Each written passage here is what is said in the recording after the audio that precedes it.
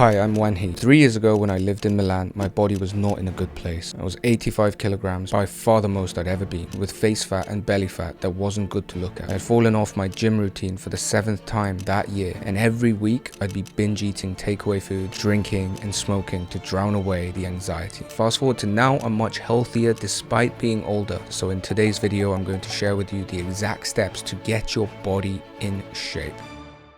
What do you do when you are working with your iPhone or your MacBook and you have too many apps open? It starts to get slow, it starts to get cloggy until it stops working, right? You press a button and it's just not responding to touch screen. And what do you do in that situation? You normally turn off the app, and if that doesn't work, you turn off the phone and turn it on again. The same logic applies to your body and your mind. We don't realize this because we're constantly immersed in trains of thought and things we have to do. So the idea of resetting is extremely powerful because it gives you a clean slate from which to start. So the number one way that you can do a soft reset is to do some form of fasting. Your body is being run by lots of different kinds of foods, whether it's meats, whether it's processed food, whether it's junk or sodas. There's a lot of things with a lot of different chemicals that your body is being asked to digest and handle. What fasting does, and this is literally in the fasting science, is it clears out all of that because you're not putting anything in your body. Next, I remember I was walking down this crowded market in Korea and there was no prompt for me to have this thought, but I remember thinking I need to get my feet in the mud. So I did. I booked a ticket to go to the East Coast. I was doing stretches. I was not looking at screens that much and just walking around in the sand. And you know what? It felt so good. I felt so recharged afterwards because we are supposed to function like this as human beings. We're supposed to hear the birds,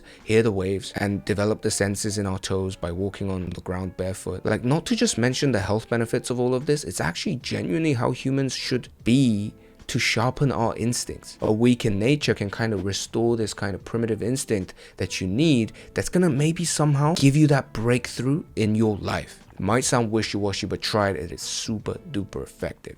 Next point. I remember it was around 2014. I was an exchange student in Paris and I was living this kind of like party bohemian life, and I was saying I want to do YouTube, I want to do YouTube. I didn't know at the time what about, but I always pushed it and I could never press record or post because I was just in this constant flow of academia, studying, research papers, doing all this thing. Then what happened was I had like somewhat of a nervous breakdown, anxiety attack kind of thing where I was like, this is not a path for me. I can't live my life like this. And then I quit everything, and then I came back to Korea and I went into the military. Bearing in mind I was coming from this like libertarian European life, I thought it was the death of me. But what it did was that it gave me this kind of break in what I was doing before so that I could actually contemplate about what the hell am I gonna do with my life. So all of that happened in the place that I thought was the furthest away from where I wanted to be. Your body has been conditioned over years and years by your family, by your friends, by your food environment, your educational environment, and the random influences flooding the internet. It's just all in this flow, and you need to break the flow so that you have the time to re-strategize your body. Next point. So for the longest time, I would watch these YouTube videos or these movies, whether it was Daniel Craig or Brad Pitt or Ryan Reynolds or all these movie stars with like amazing bodies. I'd be like, that's an amazing body, I want it, but I can probably never get there. So I carried this belief that I could never actually be that body, that I couldn't actually be the attractive guy. And if you have this kind of belief right now, this is going to condition the way you act, and it's going to be a self-fulfilling prophecy. So you need to do an audit of beliefs. Like, what are your assumptions about your body right now? And how can you start to change those beliefs in a way that is more empowering and motivating for you? This is one of the most important things you'll do. It's the kind of stuff that I do in my coaching program. If you're interested in that, you can check the link below. But next point, I realized that when I sleep well, everything else goes well in my life. Seriously, health, like general mood, workout performance, work performance, clarity of thought, everything goes well. When I have bad sleep, everything suffers. But the reason I don't prioritize sleep for so long is because I didn't equate the benefits to sleep. Like, if I had a good day, I never said that was because of good sleep. And if I had a bad day, I never said it was because of bad sleep. You have to start attributing the good things to sleep, and this is going to reinforce that behavior so you have enough reasons to sleep well. So once you complete the equation, you understand really the benefit of sleep, which is better than any supplement you can get. It's literally the best medicine on earth is sleep. So once you understand that, you can start to prioritize sleep, which means you are willing to sacrifice certain things for the betterment of sleep. That's the difference between a guy that just says, oh, you know, I know sleep's important, and a guy that prioritizes sleep.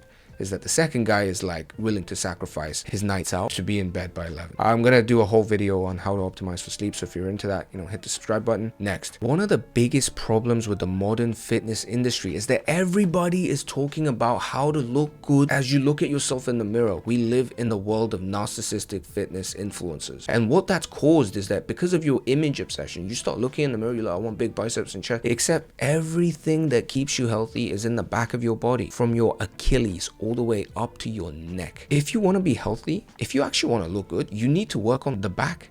Are you working your traps, your scapulars, your rotator cuffs, your lower back, your mid back, your glutes, your hamstrings? Are you working your calves and your ankle mobility and your Achilles? A lot of the people watching this are just not doing it because they're busy doing bench press. Work on the posterior chain. Add in exercises like back extensions, unilateral face pulls, like Nordic curls and hamstring curls. These are the things that are going to open your body up, and that's going to really bring health back into your body. I got a whole video series coming on about that, so stay tuned. Let's get to the next point. I remember when I was going through a boot camp in the Marine Corps in Korea, where we were like carrying these inflatable boats, and it was like minus 15 degrees. It was ultra cold in the Korean winter, and then it was raining. Our clothes were wet but freezing, so the water drops would freeze. We were all shivering, and the only warmth we had was the body heat from the guy next to us, and we were carrying these heavy ass inflatable boats that were getting filled with water, and we were walking miles and miles, and this guy who was running the boot camp was screaming at us how shit we were, how unfit we were, how we didn't deserve to be there, like what he's supposed to do, right? And then in the middle of it, I'm just like, this is such bullshit. And then he goes, when your mind is giving up, trust your body, and when your body's giving up, trust your mind. And I remember thinking, I was like, what the hell is this random corny BS? But then as I kept going, I kind of found that that's what I was doing. When my body was like just too tired, it was the mind that was like, fuck, I can't be the one that's letting go. Just whatever happens, I just gotta keep going. And when I was like, just this is the biggest BS I want to give up, my body was it just kept moving. So what does that show? It shows that the mind and body are actually inseparable. They work in conjunction, and if you can access that connection, you are in a very, very good place. It's not just about eating healthy food and drinking a lot of water and going to the gym, which is all the things that you probably expected me to talk about, but it's actually about cleaning your mind. Your mind is clogged up with all these stimulants and dopamine from screens, like all the titties and all the like bikini girls showing up. Then it's about all these celebrities and the gossip, all these little hooks that make you just go, oh. Then there's porn, then there's Netflix, then there's advertisements, then there's the actual people, then there's all your friends pinging you messages, all these red notifications. Everything is craving for your attention, and your mind is clogged. So you don't have the clarity of mind or the space or the mental RAM to actually think about, how can I improve my body? So what do people do in the clogged mind state is like, I need to just stop this mind train. Let me have a cigarette. Let me have a drink. Let me even work out so I get so exhausted that I can't think and sleep. Oh, I can't fall asleep. Let me just put something on so I just dull my mind into sleep. This is how 99% of people live. Can you tell I'm speaking from personal experience? Create the break and the space in your mind so that you have the mental RAM to focus on the healthy things. Healthy food, healthy exercise, healthy routine, and all of this. Next, I used to think that golf was the dumbest sport in the world until I played one round of golf. I played one like 8-hole round with my friends, and then I was like,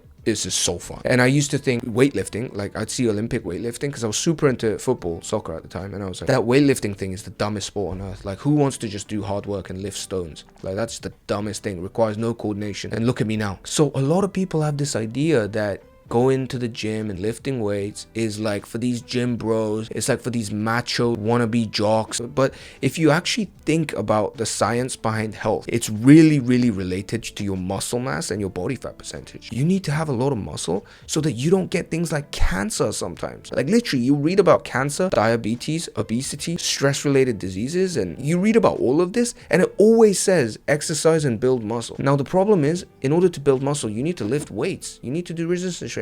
You can't just go on runs. Oh, I'm just gonna go on runs. Marathon runners don't have a lot of muscle, do they? Unless you're doing sprint training. So you need to go lift weights. That's the first thing. It's going to give you some structure, some of that posture that you need. But you need to go minimalist. Why? Because if you don't do it in a minimalist way, you're going to burn out. The fitness environment right now is designed to just tell you to do more, fast. And you're going to get hooked on those images, those dopamine spikes of those fitness influencers. Then you're going to try and follow their routine and try to do it too fast. You're going to burn out, and then the cycle repeats. I made countless videos on minimalist training, so check those out if you want to know more about it. I hope this list helped you. See you in the next video.